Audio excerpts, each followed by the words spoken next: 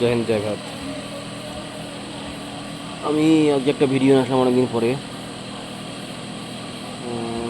অনেকদিন ভিডিও করা হয়নি, তার কারণ আমি একটু প্রবলেমের মধ্যে ছিলাম। অনেক শান্তি ছিল, অনেক দুঃখ বেদনা পার করে আমি এখন এসেছি। তো যে ভিডিওটা আমি আজকে করতে এসেছি, যেটা হচ্ছে স্টাফ সিলেকশন জিডি 2025।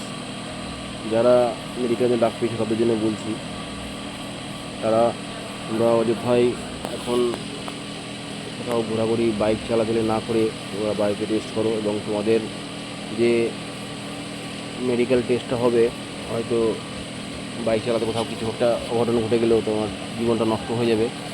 তার জন্য যেসব মানে ক্যান্ডিডেট এক্সাম পাস করেছো বা মেডিকেলের ডাক পেয়েছো, তাদের জন্য আমি বলছি, তাদের জন্য আমি রিকোয়েস্ট করছি ছোটো ভাই বোন হিসাবে সবাইকে, যে তোমরা এখন বাড়িতেই থাকো এবং রেস্ট করো, এবং তোমরা ফিজিক্যালি করে তোমার শরীরটার উপর তোমাদের ফোকাস করো। মানে শরীর হয়তো কোনো চোট লেগে গেলে মেডিকেল আনফিট হয়ে যাবে, তার জন্য তোমরা মেডিকেলের দিকে এখন ধ্যান দাও।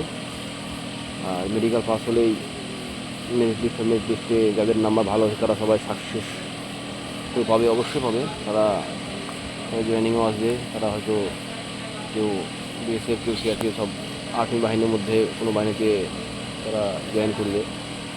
তো তার জন্য বলছি, তোমরা এখন বাড়িতে অযথাই যদি ঘোরাঘুরি না করে রেস্ট করো, এবং তোমরা তোমাদের জীবনের লক্ষ্যে এগিয়ে যাও। জয় হিন্দ, জয় ভারত।